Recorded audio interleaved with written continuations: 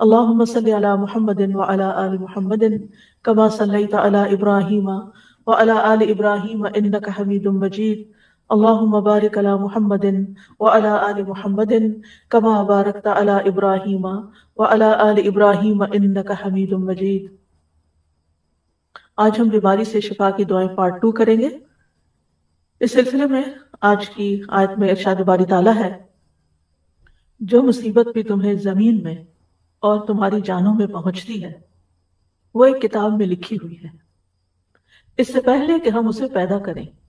بے شک یہ اللہ پر بہت آسان ہے، تاکہ تم افسوس نہ کرو اس پر جو تم سے کھو جائے، اور تم نہ اتراؤ اس پر جو اللہ نے تمہیں دیا ہے. اور اللہ کسی خود پسند بہت فخر جتانے والے کو پسند نہیں کرتا. اس آیت میں اللہ سبحانہ وتعالیٰ اپنی قدرت کی خبر دے رہا ہے کہ جس طرح اس نے اپنی مخلوقات کی پیدائش سے پہلے ہی اپنی مخلوق کی تقدیر مقرر کی تھی. وہ پہلے سے ہی جانتا ہے کہ اس دنیا میں کیا ہونے والا ہے، زمین پر یا انسانوں پر کیا مصیبت آنے والی ہے. ہم نہیں جانتے، لیکن وہ جانتا ہے. یہ اس کے علم میں ہے، اور اس کا یہ علم لوح محفوظ میں لکھا ہوا بھی ہے. یعنی صرف اللہ تعالیٰ کے پاس ہی وہ علم نہیں بلکہ پوری طرح ریکارڈڈ ہے.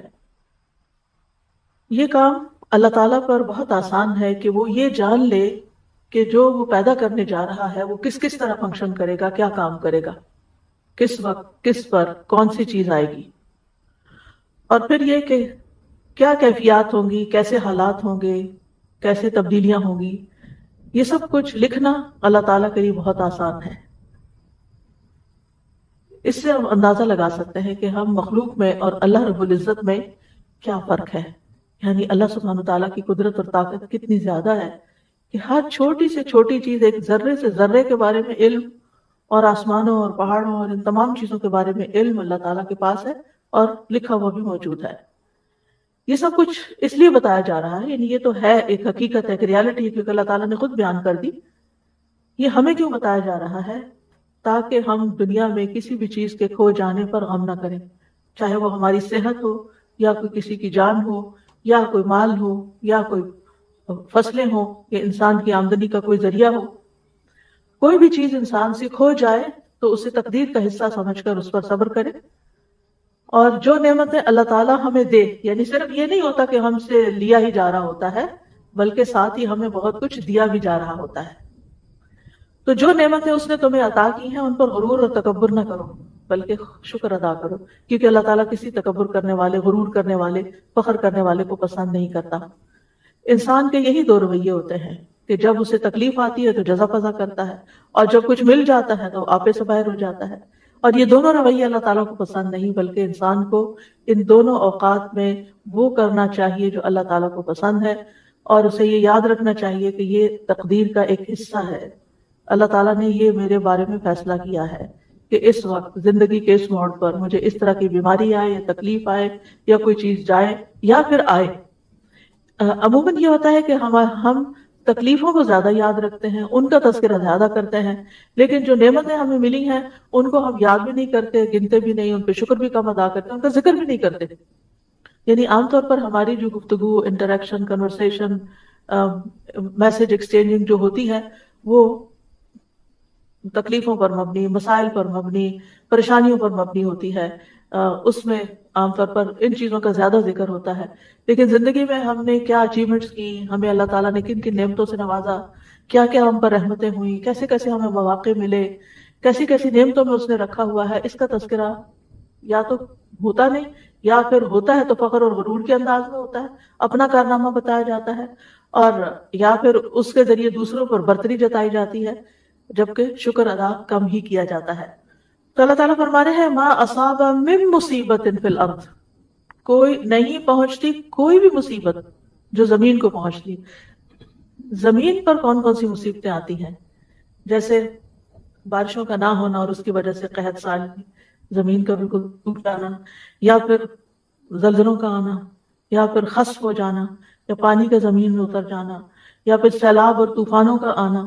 وباؤں کا آنا جیسے کووڈ وغیرہ جس سے انسان متاثر ہوتا ہے، یا زمین پر لڑائیاں اور جھگڑے اور فساد اور جنگیں جیسے یوکرین میں آج کل ہو رہی ہے، یا اور جگہوں پر فتنے فساد پھیلے ہوئے ہیں. تو یہ سب کچھ اللہ تعالیٰ کے علم ازلی میں تھا. یعنی شروع سے ہی اللہ تعالیٰ کو پتا تھا کہ میں اس زمین پر انسان کو پیدا کروں گا اور ان کی مختلف چیزوں سے آزمائش کروں گا، اور یہ چیزیں زمین پر ہوں گی. یہ اللہ تعالیٰ کا علم سابق ہے.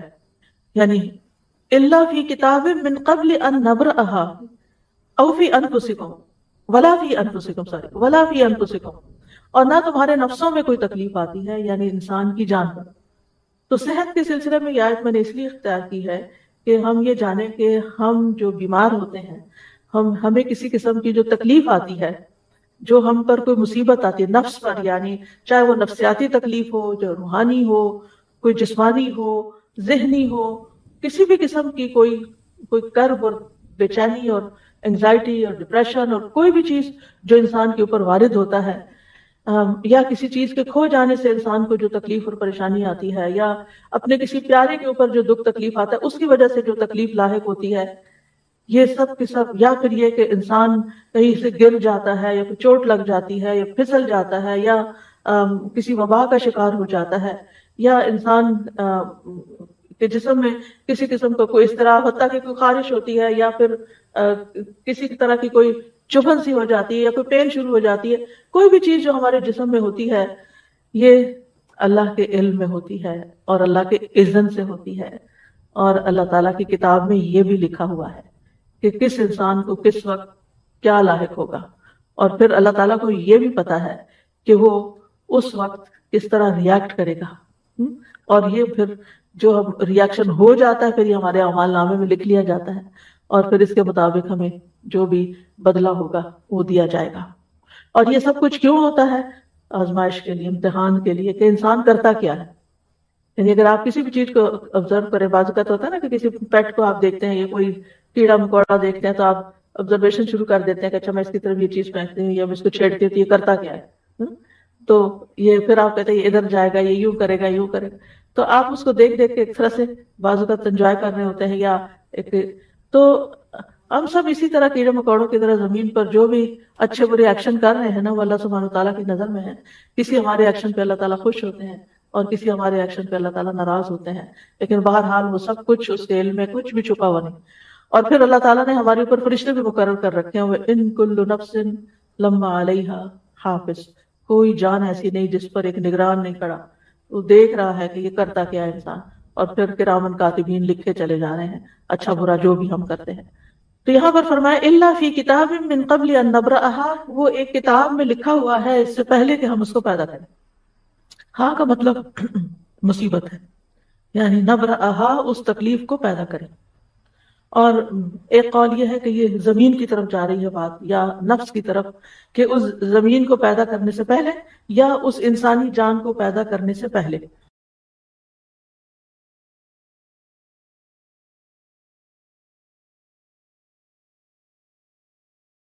تو لکھا ہوا تھا.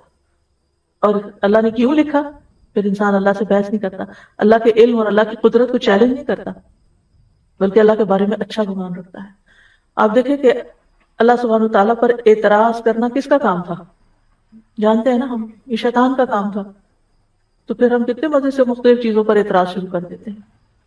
واضح طور پر شیطان کے نقش قدم پر چل رہے ہوتے ہیں، واضح کلیئر، کہ اللہ نے میرے ساتھ ایسا کیوں کیا، یہ میرے وائی می، یہ کیوں ایسا کیا. یہ آپ یاد رکھیں کہ یہ کیا ہے، یہ دراصل شیطان کے قدموں پر چلنا ہے، اس کی پیروی کرنا ہے، اس کے پیچھے جانا ہے. اور پھر دوسرا رویہ جو شیطانی رویہ ہوتا ہے، انا خیر منہ، وہ کیا ہے؟ تکبر والا. اور یہ تکبر والا رویہ یہ بھی اللہ کو ناپسند، یہ دونوں شیطانی رویے اللہ کو ناپسند ہے. ولا تفرحوا بما آتاکم، اس میں مت خوش ہو، مت اتراؤ، مت اکڑو جو اللہ نے تمہیں دیا ہے. یعنی اپنی کسی بھی اسکل پر، اپنی کسی ذہانت پر، اپنی کسی قابلیت پر، اپنے کسی کارنامے پر، اپنی کسی کامیابی پر. کیونکہ عام طور پر کیا ہوتا ہے کہ جب ہم یعنی ذرا سی دوسروں سے کوئی بہتر کام کر لیتے ہیں تو پھر ہم دوسروں کو حقیر سمجھنا شروع کر دیتے ہیں. میں اس سے بہتر ہوں، مجھے زیادہ اچھا پکانا آتا ہے، مجھے زیادہ اچھا پڑھانا آتا ہے، مجھے زیادہ اچھا فلاں کام آتا ہے. یعنی کوئی بھی جو کام اپنی چاہے قابلیت ہو، یا میرے پاس یہ زیادہ اچھا ہے، میرے بچے زیادہ خوبصورت ہیں، میرے بچے زیادہ پڑھے لکھے ہیں، میرا گھر زیادہ اچھا ہے، میرا یہ، یعنی انسان کو جتنی بھی نعمتیں ملی ہیں پھر انسان ان پر اترائے نہیں، فخر نہیں کرے. اور اترانا کیا ہوتا ہے اور تکبر کیا ہوتا ہے؟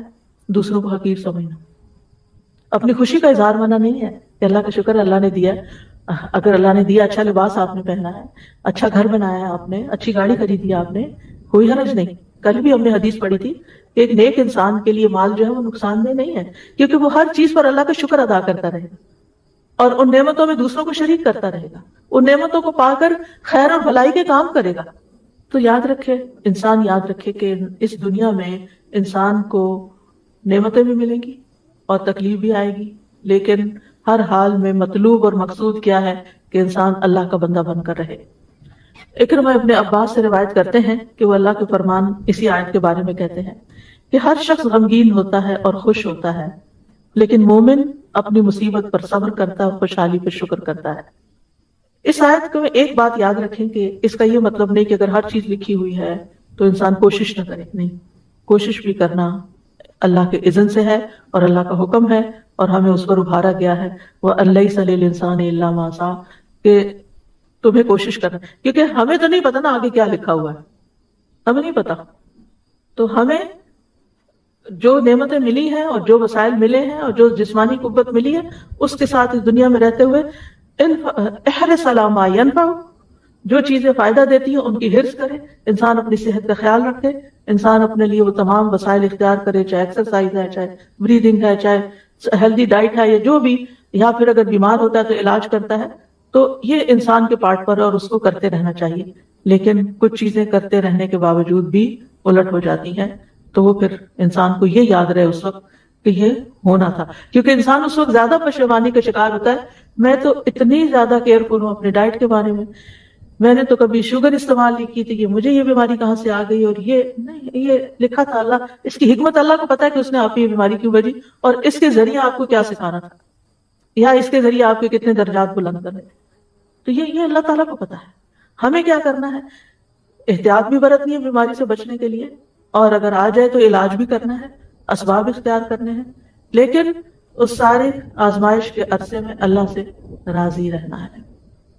واللہ لا يحب كل مختال فخور، اللہ تعالیٰ کسی ایسے بندے کو پسند نہیں کرتا جو اپنے عمل میں غرور کرے اور اپنے قول میں فخریہ زبان استعمال کرے، فخر کرے. یعنی عمل میں ایسا لباس پہنے جو گھسیٹ گھسیٹ کے چلے، یا ایسی چال چلے، یا پھر اور پھر یہ کہ باتوں میں ایسی ایسی باتیں کرے کہ جس سے جو دوسروں کو ہرٹ کرنے والی ہوں اور شیخ بگاڑنے والی ہوں. تو بے صبرا کرنے والا غم اور سرکش کرنے والی خوشی جو ہے، ان دونوں کی ممانعت کی گئی ہے.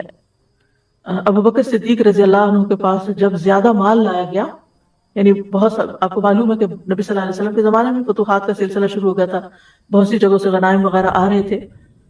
حضرت ابو بکر کے زمانے میں اور زیادہ بڑھ گیا، حالانکہ صرف 2 سال ہی تھے. تو جب زیادہ مال آیا آپ کے پاس تو انہوں نے کہا، اے اللہ، ہم طاقت نہیں رکھتے مگر یہ کہ ہم اس بات پر خوش ہوں جو تو نے ہمارے لیے مزین کیا ہے. یعنی ہمیں مال اچھا لگتا ہے، کوئی چیز ملتی ہے تو ہمیں خوشی ہوتی ہے. اب یہ ہے کہ کیا وہ کوئی بری چیز تھی کہ جس سے وہ یعنی جس کا وہ ذکر کرے؟ نہیں، وہ اس بات کا ذکر کریں کہ اللہ یہ ہمارے اندر آپ نے رکھ دیا ہے کہ جن زین للناس حب الشہوات من النساء والبنین والقناطیر، یہ مال کی محبت ہمارے اندر رکھ دی گئی اور ہمیں اس سے خوشی بھی ہوتی ہے. تو مطلب یہ ہے کہ اس سے مراد وہ خوشی ہے، اس طرح خوش ہونا منع ہے کہ جو انسان کو تکبر اور سرکشی کی طرف لے جائے. ورنہ مال کے ملنے پر، نعمت کے ملنے پر، اپنی پسند کی چیز ملنے پر انسان کو کبھی بھی غمگین نہیں ہونا چاہیے بلکہ خوش ہونا چاہیے. اور یہ خوشی کرنا کوئی بری بات نہیں ہے، یعنی خوشی کے موقع پر خوش ہونا اس میں کوئی برائی نہیں ہے. کیونکہ ہم کچھ لوگ ایسے ہوتے ہیں ہر وقت بس ایک ایسی حالت میں رہتے ہیں کہ نہ کسی خوشی کے موقع پہ خوش ہوتے ہیں، نہ کسی غم کے موقع پہ غمگین ہوتے ہیں. ہم نیک پارسان نہیں. اگر خوشی کی کوئی چیز ہے، کوئی نعمت ملی، خوشی کا اظہار کرے. فَأَمَّا بِنِعْمَةِ رَبِّكَ فَحَدِّثْ، بس لمٹ کے اندر، اس سے اوپر نہیں جانا کہ تکبر شیخی بگاڑنا شروع ہو جائے یا آپ دوسروں کو نیچا کرنا شروع کر دیں. یہ نہیں ہونا چاہیے. اور اسی طرح یہ کیسے ہو سکتا ہے کہ غم کا موقع ہو، کوئی پیارا جدا ہو جائے، کوئی تکلیف ہو اور ہم غمگین نہ ہو؟ یعنی کیا ہم پتھر دل ہیں، ہمارے سینے میں دل نہیں ہے، ہم محسوسات اور جذبات سے عاری ہو جائیں؟ یہ نہیں کہا گیا.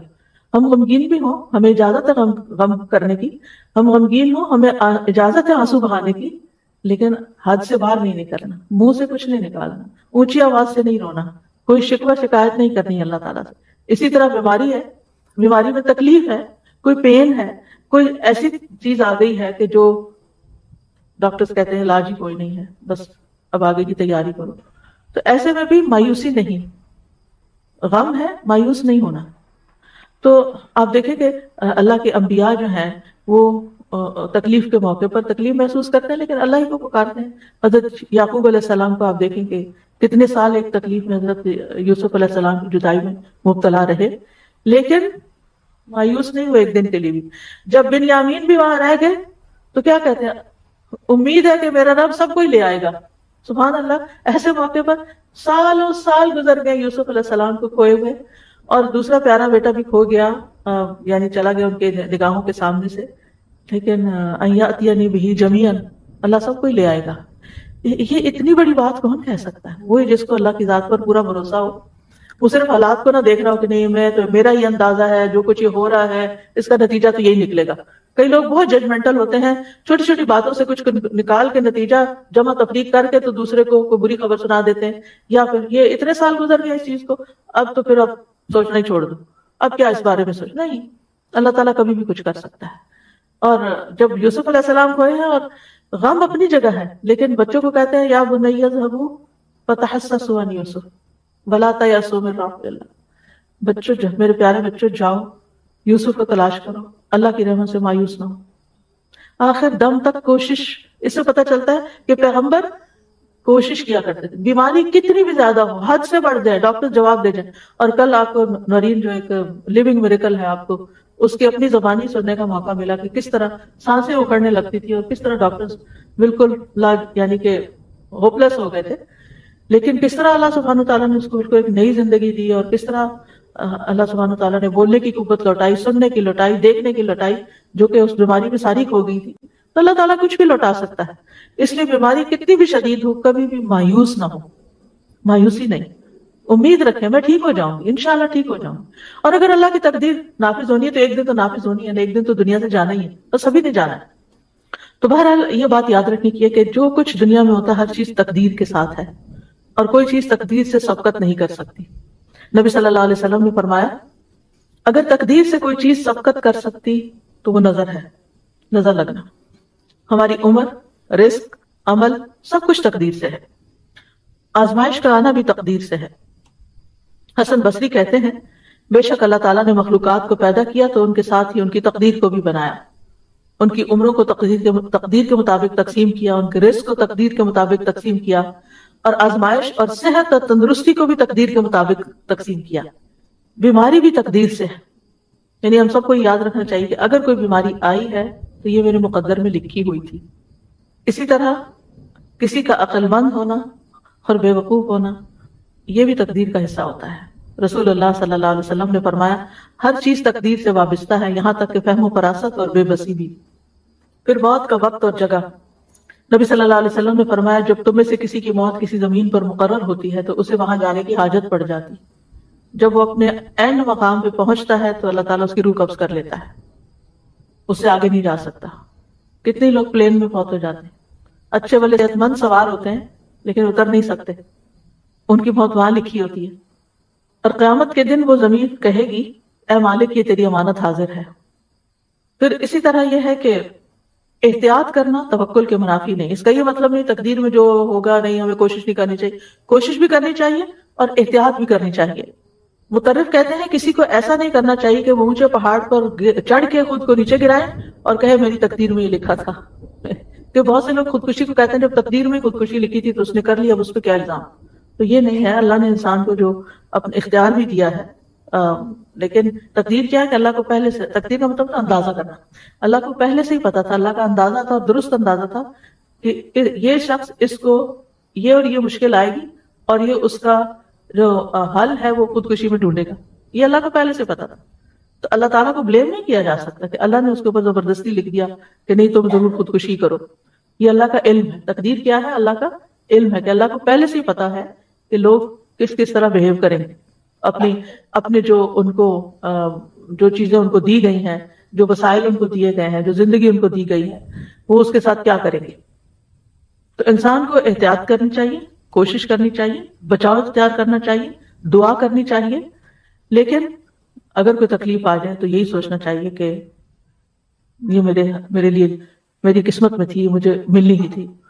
اور مومن کا رویہ کیا ہوتا ہے جب کوئی تکلیف آ جاتی ہے تو وہ سوچتا ہے کہ اللہ کا اذن تھا، اس میں کوئی حکمت ہے، اور وہ اس بات کو نہیں بھولتا کہ قل لن یصیبنا الا ما كتب اللہ لنا هو مولانا وعلی اللہ فلیتوکل المؤمنون۔ آپ ان سے کہیے ہمیں اگر کوئی مصیبت آئے گی تو وہی آئے گی جو اللہ نے ہمارے مقدر میں لکھ رکھی ہے، وہی ہمارا سرپرست ہے، اور مومنوں کو اللہ پہ توکل کرنا چاہیے۔ توکل اسباب کے منافی نہیں، یا اسباب توکل کے منافی نہیں۔ یعنی اگر آپ توکل کرتے ہیں تو اس کا مطلب یہ نہیں کہ آپ اسباب اختیار نہ کریں، اور اگر آپ اسباب اختیار کرتے ہیں تو اس کا یہ مطلب نہیں کہ آپ توکل نہ کریں اور اسباب پہ بھروسہ کر بیٹھیں کہ میرے پاس سب کچھ ہے، میں کر لوں گی۔ نہیں، اللہ کے اذن سے ہی ہوگا، میرا بھروسہ اللہ پہ، اللہ مجھ سے کروائے گا، میں کوشش کروں گی، کروائے گا اللہ۔ دوسری بات یہ، بیماری آ جائے، تکلیف آ جائے تو اللہ ہی کو پکاریں، فوراً دعا مانگیں، اس کی طرف رجوع کریں۔ امن یجیب المضطر اذا دعاہ ویکشف السوء، بھلا کون ہے جو لاچار کی فریاد رسی کرتا ہے جب وہ اسے پکارتا ہے اور اس کی تکلیف کو دور کرتا ہے۔ پھر اسی طرح سورۃ الانعام میں آتا ہے وَإِن يَمْسَسْكَ اللَّهُ بِضُرٍّ فَلَا كَاشِفَ لَهُ إِلَّا هُوَ وَإِن يَمْسَسْكَ بِخَيْرٍ فَهُوَ عَلَى كُلِّ شَيْءٍ قَدِيرٌ۔ اور اگر اللہ تمہیں کوئی نقصان پہنچائے تو اس کے سوا اسے کوئی دور کرنے والا نہیں، تو پھر اس سے دعا کرنی چاہیے نا کہ وہ اسے دور کر دے۔ اور اگر وہ تمہیں کوئی خیر پہنچائے تو ہر چیز پہ خوب قدرت رکھنے والا نہیں، وہ کر سکتا ہے، لہٰذا پھر اسی کی طرف جائیں، اسی سے مانگیں اور زیادہ مانگیں۔ پھر اسی طرح یہ ہے کہ انسان کو دعاؤں کی کثرت کر دینی چاہیے۔ وَإِذَا سَأَلَكَ عِبَادِي عَنِّي فَإِنِّي قَرِيبٌ إِنَّ رَبِّي قَرِيبٌ مُجِيبٌ۔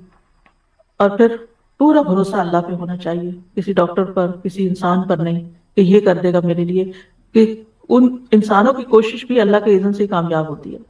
انسانوں کو عقل کس نے دی؟ جس عقل کے ساتھ وہ دوائیں استعمال کرتے، وہ جو دوا بنی ہے وہ کس نے پیدا کیا؟ وہ سارا سبسٹنس جو تھا، سب کچھ اللہ کی طرف سے ہے۔ تو اللہ ہی کو کافی سمجھے، اور پھر اللہ ہی طبیب ہے۔ اللہ تعالیٰ نے پھر یہ کہ حالات بہتر ہونے کے لیے انتظار کریں صبر کے ساتھ۔ آپ دیکھیں تکلیف آتے ہوئے پتہ نہیں چلتا، اچانک ہی گلا پکڑا جاتا ہے، اچانک ہی کہیں چوٹ لگ جاتی ہے اچانک، لیکن جاتے جانے میں ٹائم لگتا ہے۔ ہر بیماری کے جانے میں میریکلز الگ ہوتے ہیں، لیکن یعنی جو اسباب کے تحت جو چیزیں ہو رہی ہوتی ہیں ان کا اپنا ایک وقت مقرر ہوتا ہے، کیونکہ اِنَّا كُلَّ شَيْءٍ خَلَقْنَاهُ بِقَدَرٍ ان اللہ بالغ امرہ قد جعل اللہ لکل شیء قدرا۔ اللہ اپنا کام پورا کر کے رہتا ہے، بس یہ ہے کہ اللہ نے ہر چیز کا ایک اندازہ مقرر کر رکھا کہ کون سا کام کب ہوگا۔ پھر یہ کہ مومن تکلیف آنے پر، بیماری آنے پر مایوس نہیں ہوتا، مایوسی نہیں، کیونکہ اس کا رب رحیم ہے، ارحم الراحمین ہے۔ کتب علی نفسہ الرحمہ، اللہ نے اپنے آپ پر رحمت کرنا لازم کر لیا ہے۔ پھر اگر بیماری طویل بھی ہو جائے تو گھبرانا نہیں، کیونکہ انسان کے گناہ چڑھتے رہتے ہیں اور اس کے درجات بلند ہوتے رہتے ہیں۔ رسول اللہ صلی اللہ علیہ وسلم نے فرمایا، اللہ تعالیٰ فرماتے ہیں جب میں اپنے مومن بندے کو آزماتا ہوں اور وہ تیمارداری کرنے والوں کے سامنے میرا شکوہ نہیں کرتا تو میں اس کو اپنی قید سے آزاد کر دیتا ہوں، یعنی جلد شفا دے دیتا ہوں۔ اچھا، اس وقت ایک نفسیاتی پہلو بھی ہے اس کا۔ آپ جتنا زیادہ بیماری کا تذکرہ کرتے ہیں اور ہر آنے والے کے سامنے بار بار بیماری بیماری بیماری، تو وہ چیز آپ کے اندر ایک راسخ سی ہو جاتی ہے، ایک نفسیاتی اثر بھی ہوتا ہے، اور چیزیں ویسے ہی پھر ہونے بھی لگتی ہیں۔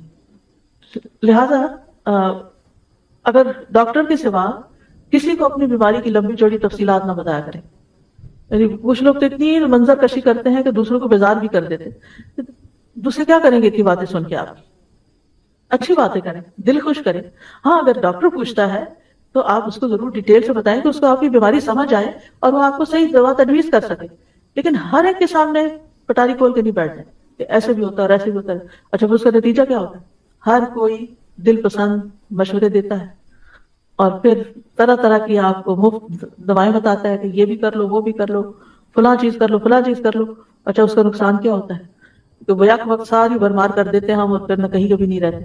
اس لیے صرف سمجھدار شخص کے سامنے، کسی عقل مند انسان کے سامنے، کسی تجربہ کار شخص کے سامنے، کسی ڈاکٹر کے سامنے بات کرنی چاہیے جس سے آپ کو توقع ہو کہ یہ میری کچھ رہنمائی کر سکتا ہے.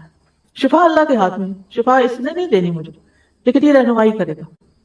تو رہنمائی کرنے والے شخص کے ساتھ اگر آپ بات کرتے تو اس میں کوئی حرج نہیں، لیکن ہر ایک کے سامنے بیماری کا شکوہ نہیں کرنا چاہیے.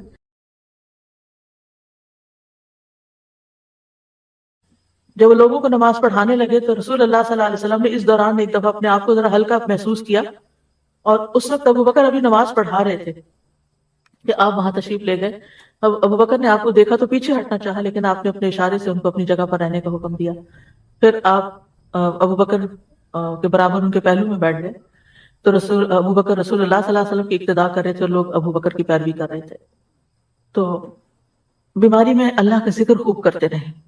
ایک بڑی خوبصورت حدیث ہے، یہ دعائیں ایپ میں نے یہ ڈلوا دی ہوئی ہے، یہ ذکر بھی. الاغر ابو مسلم کہتے ہیں میں گواہی دیتا ہوں کہ ابو سعید اور ابو ہریرہ رضی اللہ عنہما نے گواہی دی کہ ان دونوں کی موجودگی میں رسول اللہ صلی اللہ علیہ وسلم نے فرمایا جو لا الہ الا اللہ واللہ اکبر کہتا ہے تو اس کا رب اس کی تصدیق کرتا ہے اور کہتا ہے ہاں میرے سوا کوئی معبود برحق نہیں، میں ہی سب سے بڑا ہوں. جب وہ لا الہ الا اللہ وحدہ کہتا ہے تو اللہ تعالیٰ فرماتا ہے ہاں مجھ تنہا کے سوا کوئی معبود برحق نہیں. اور جب وہ لا الہ الا اللہ وحدہ لا شریک لہ کہتا ہے تو اللہ تعالیٰ کہتا ہے ہاں مجھ تنہا کے سوا کوئی معبود برحق نہیں اور میرا کوئی شریک نہیں. اور جب لا الہ الا اللہ لہ الملک و لہ الحمد کہتا ہے تو اللہ تعالیٰ کہتا ہے کہ ہاں کوئی معبود برحق نہیں مگر میں، میرے ہی لیے بادشاہت اور میرے ہی لیے حمد ہے. اور جب لا الہ الا اللہ وحدہ لا الہ الا اللہ ولا حول ولا قوت الا باللہ کہتا ہے تو اللہ تعالیٰ فرماتے ہیں ہاں میرے سوا کوئی معبود نہیں اور گناہوں سے بچنے اور بھلے کام کی قوت نہیں مگر میری توفیق سے. آپ فرماتے تھے جو کوئی ان کلمات کو اپنی بیماری کی حالت میں کہے اور مر جائے تو اسے آگ نہیں کھائے گی. تو ہر بیمار کو یہ ذکر ضرور کرنا چاہیے. رسول اللہ صلی اللہ علیہ وسلم نے فرمایا جس نے یہ 5 کلمات کسی دن یا رات یا کسی مہینے میں پڑھے پھر اس میں اس کو فوت ہو گیا تو اس کے گناہ معاف کر دیے جائیں گے. اور وہ کیا ہے؟ لا الہ الا اللہ واللہ اکبر، لا الہ الا اللہ وحدہ لا الہ الا اللہ لا شریک ولا شریک لہ، لا الہ الا اللہ لہ الملک و لہ الحمد، لا الہ الا اللہ ولا حول ولا قوت الا باللہ. پھر استغفار کرنا، انسان اپنی بیماری میں توبہ استغفار کرتا رہے، درود شریف پڑھتا رہے کیونکہ اس سے رحمتیں آتی ہیں تو انشاءاللہ انسان کو اچھی اللہ تعالیٰ اس کی مدد کرے گا. پھر یہ کہ بیماری کا علاج ضرور کروائے، یعنی مایوس ہو کے چھوڑ نہ دے کہ یہ لا علاج بیماری ہے تو فائدہ نہیں، یعنی جس طرح کا بھی ممکن ہو علاج کروائے.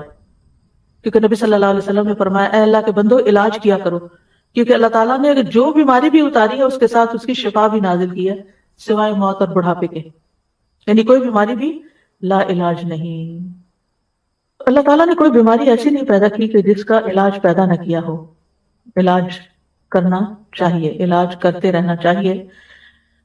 اور یہ بھی یاد رکھنا چاہیے کہ دوا سے شفا اللہ کے اذن سے ہی ہوتی ہے، انسان کے ہاتھ میں نہیں. دوا کے اندر کچھ نہیں ہے، دوا اللہ کے اذن سے شفا دیتی ہے. ایک بندے کو وہی فائدہ دیتی ہے چیز، دوسرے کے اوپر اثر ہی نہیں کرتی.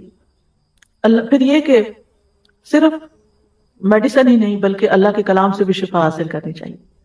اگر کوئی ایسا بیمار ہے جو سرجری نہیں کروا سکتا، کیمو نہیں لے سکتا، لیکن اس کے اوپر دم وغیرہ مسلسل کیا جا سکتا ہے تو یہ بھی ایک علاج کا ذریعہ ہے، کیونکہ اللہ کے کلام میں شفا ہے. قل هو للذین آمنوا ھدی وشفاء.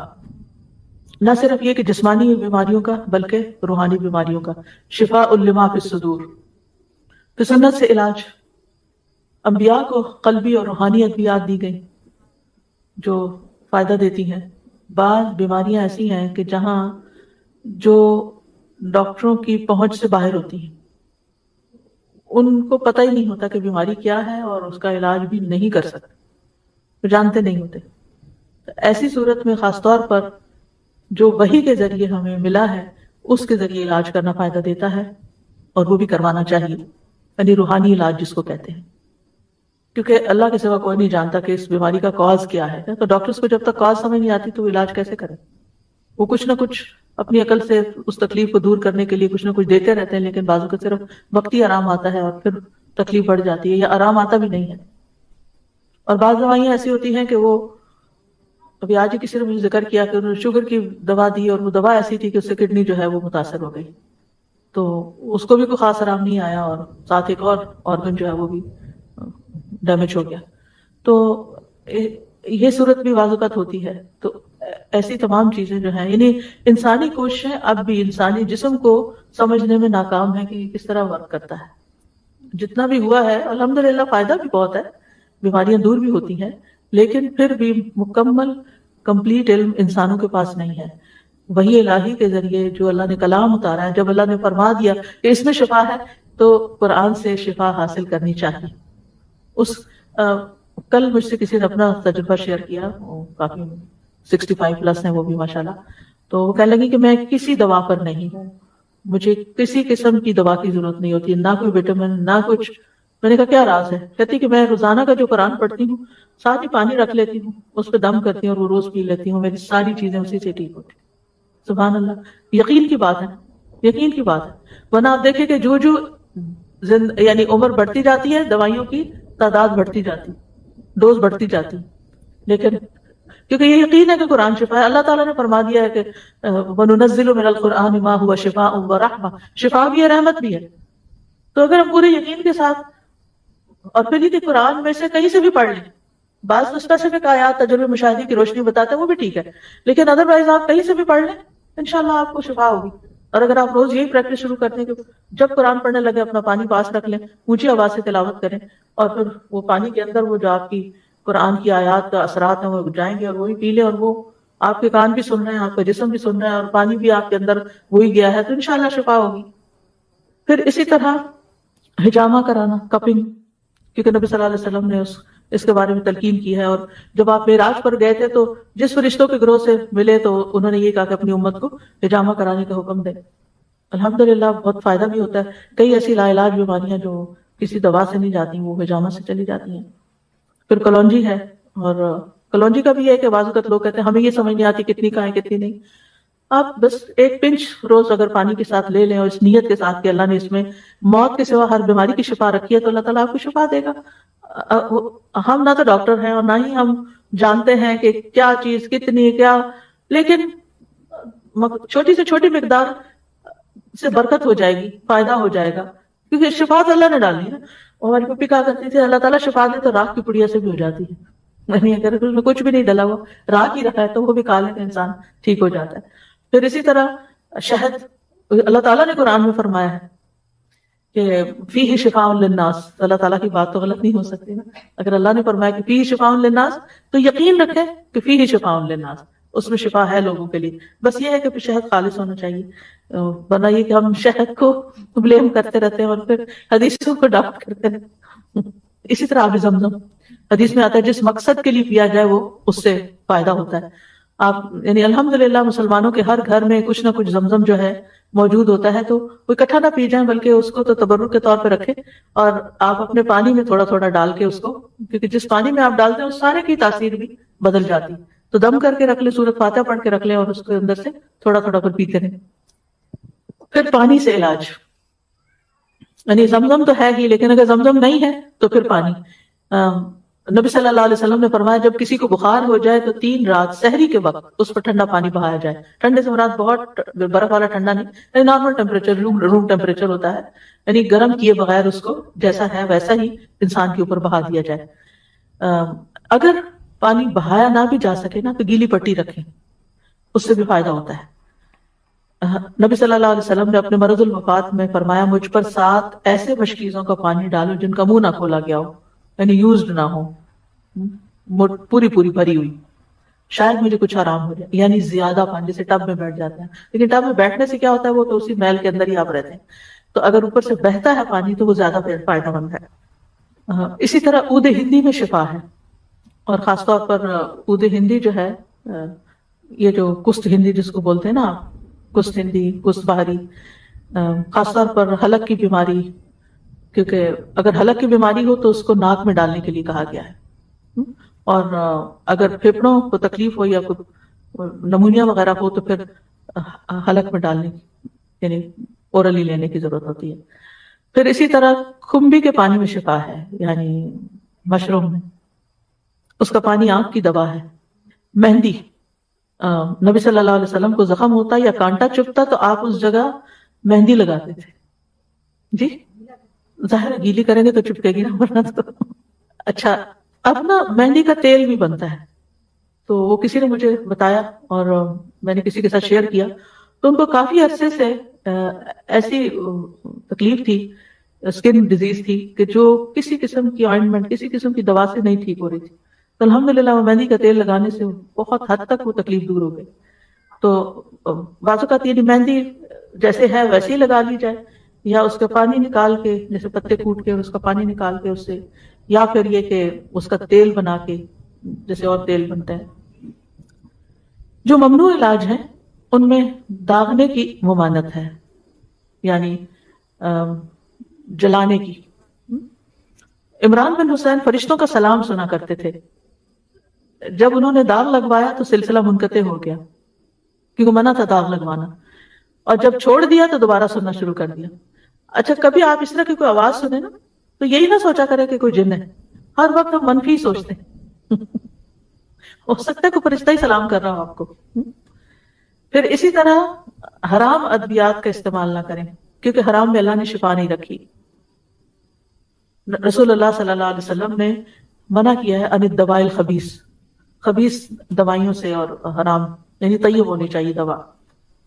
پھر اسی طرح شراب وغیرہ کا استعمال علاج کے طور پر, کچھ لوگ وہ برگنڈی کیا بولتے ہیں اس کو, برنڈی, وہ دیتے ہیں گلے کی بیماری میں, تو وہ بچوں کو دیتے ہیں یا سلانے کے لیے, تو ایسی چیزوں سے پرہیز کرنا چاہیے. پھر یہ ہے کہ پرہیز علاج سے بہتر ہے, یعنی کوئی دوائی نہ لیں, کچھ نہ لیں, فاسٹنگ شروع کر دیں, تو فاسٹنگ میں بھی شفا ہے. اور پھر دعائیں, آیات, سب سے بڑھ کر سورۃ الفاتحہ جس کا نام یہ شفا ہے, سورۃ الفاتحہ سے علاج کریں. خارجہ بن سل تمیمی اپنے چچا سے نقل کرتے ہیں, ایک مرتبہ وہ رسول اللہ صلی اللہ علیہ وسلم کی خدمت میں حاضر ہوئے. جب واپس جانے لگے تو ایک قوم کے پاس سے گزرے جن کے ہاں ایک مجنون آدمی تھا, یعنی اس کا ذہنی توازن ٹھیک نہیں تھا. اسے انہوں نے لوہے کی زنجیروں سے باندھ رکھا تھا. اس کے اہل خانہ کہنے لگے ہمیں معلوم ہوا کہ تمہارا یہ ساتھی یعنی نبی صلی اللہ علیہ وسلم کو خیر لے کے آیا ہے. وہ خود نہیں ہوں گے مسلمان, نہیں پتا ہوگا, تو کیا اس کے پاس کوئی ایسی چیز ہے کہ جس سے یہ علاج کیا جائے اس کا؟ وہ کہتے ہیں کہ میں نے سورۃ فاتحہ پڑھ کر دم کیا تو وہ ٹھیک ہو گیا. یقین اصل چیز ہے نا, کہ یقین کتنا ہے. ایک لیکچر یقین پر بھی ہونا چاہیے, کیونکہ نا دین کے معاملے میں, دعاؤں کے معاملے میں ہمارا یقین نہیں ہوتا. الثقۃ باللہ. پھر جو منزل ہم پڑھتے ہیں اس میں سورۃ فاتحہ کے علاوہ آیت الکرسی ہے, البقرہ کی آخری 2 آیات ہیں, کیونکہ نبی صلی اللہ علیہ وسلم نے فرمایا جس نے سورۃ البقرہ کی آخری 2 آیات ایک رات کو پڑھی وہ اسے ہر آفت سے بچانے کے لیے کافی ہوں گی. اور آیت الکرسی کا تو فائدہ آپ کو معلوم ہی ہے. پھر معوذات ہیں, قل هو اللہ احد, قل اعوذ برب الفلق, قل اعوذ برب الناس. نبی صلی اللہ علیہ وسلم نے فرمایا صبح اور شام 3 بار معوذات کہہ لو تو یہ ہر چیز سے تمہیں کفایت کریں گے. پھر یہ دعا جو کل میں نے آپ کو بتائی تھی, انی مسنی الضر وانت ارحم الراحمین. اور اگر وسوسے آ رہے ہیں بہت, اور بے چینی ہے, اور دل پریشان ہے, تو انی مسنی الشیطان بنصب وعذاب, کہ شیطان نے مجھے سخت تکلیف اور عذاب میں ڈال رکھا ہے, یعنی وسوسوں نیگیٹو تھنکنگ کی وجہ سے. اور حضرت ایوب علیہ السلام کا حال یاد کر کے, اور پھر انت ارحم الراحمین بھی کہیں ساتھ. اور پھر ایوب علیہ السلام کا انداز جو ہے نا دعا کا, وہ بڑا خوبصورت ہے.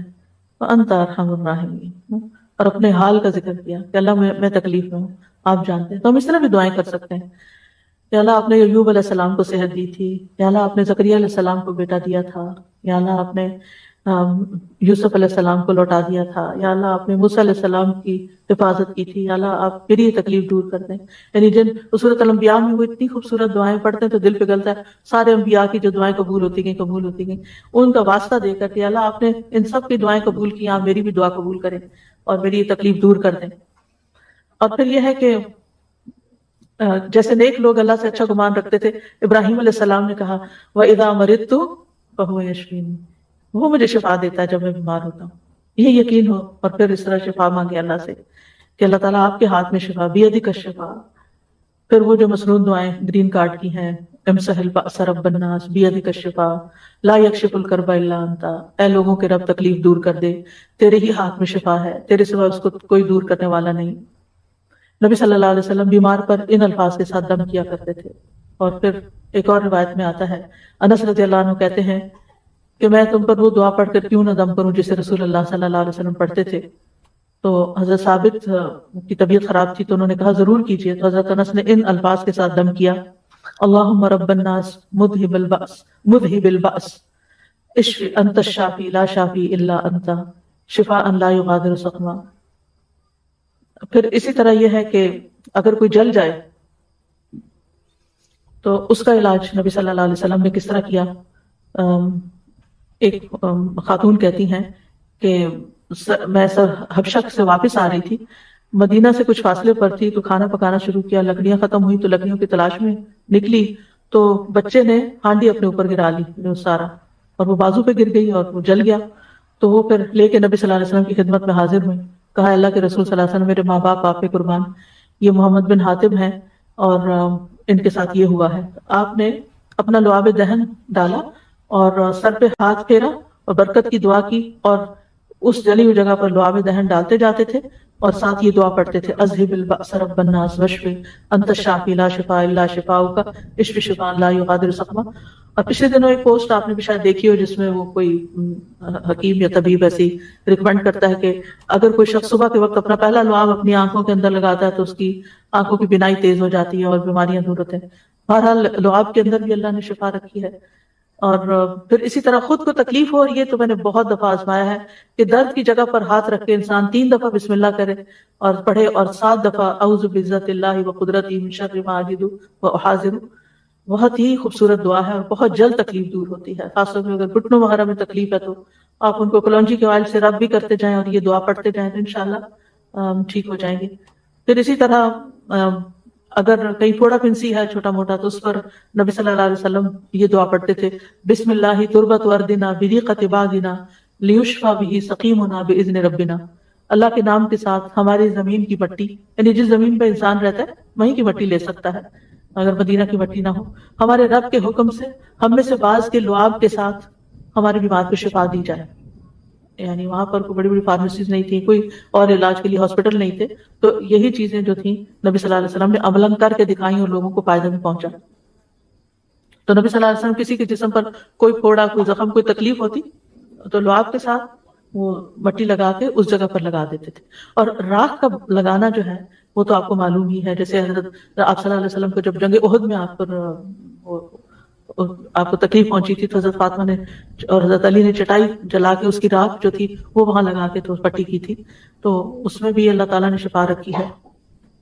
اور پھر اسی طرح تکلیف اور پریشانی کے وقت کی جو عام دعائیں ہیں وہ بھی پڑھنی چاہیے. یا حی یا قیوم برحمتک استغیث اللہ اللہ ربی لا اشرک بہ شیئا.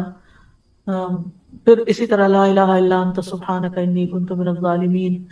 پھر نبی صلی اللہ علیہ وسلم جب کرب اور تکلیف اور پریشانی اور بے چینی ہوتی تھی اس وقت پڑھتے تھے لا الہ الا اللہ العظیم الحلیم، لا الہ الا اللہ رب العرش العظیم، لا الہ الا اللہ رب السماوات ورب الارض ورب العرش الکریم.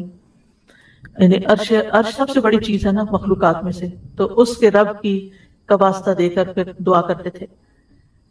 پھر اسی طرح عافیت کی دعائیں بھی مانگنی چاہیے کہ اللہ تعالیٰ بیماریوں سے محفوظ رکھ، خاص طور پر جب کوئی وبا وغیرہ پھیلی ہو یا آپ کسی بیمار کو دیکھیں یا ہاسپٹل میں جائیں یا کسی کی تیمارداری کرنے جائیں تو اللہم، ویسے بھی صبح شام 3 دفعہ اللہم عافنی فی بدنی، اللہم عافنی فی سمعی، اللہم عافنی فی بصری، لا الہ الا انت.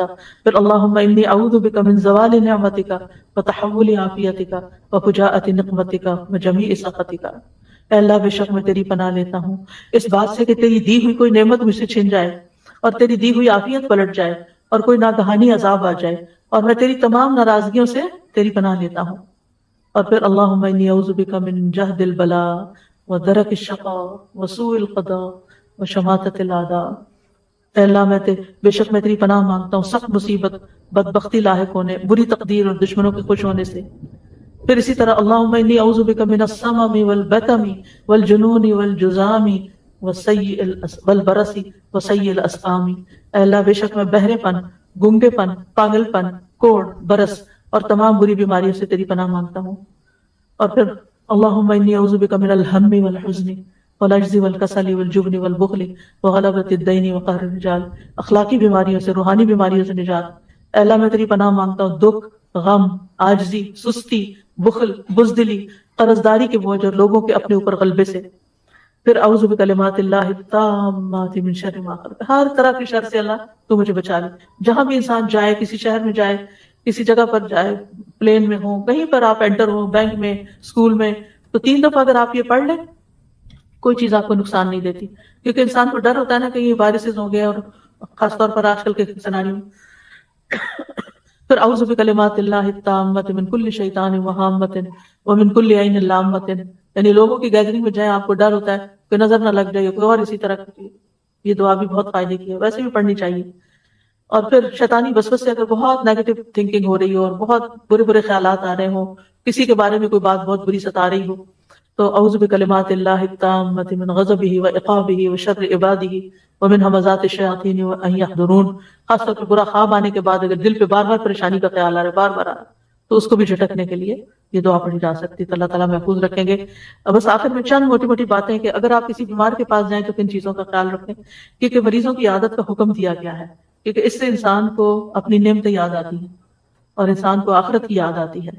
اور مسلمان کی عادت جو ہے وہ دوسرے مسلمان پر حق ہے، خاص طور پر اگر کوئی قریبی لوگوں میں سے ہو.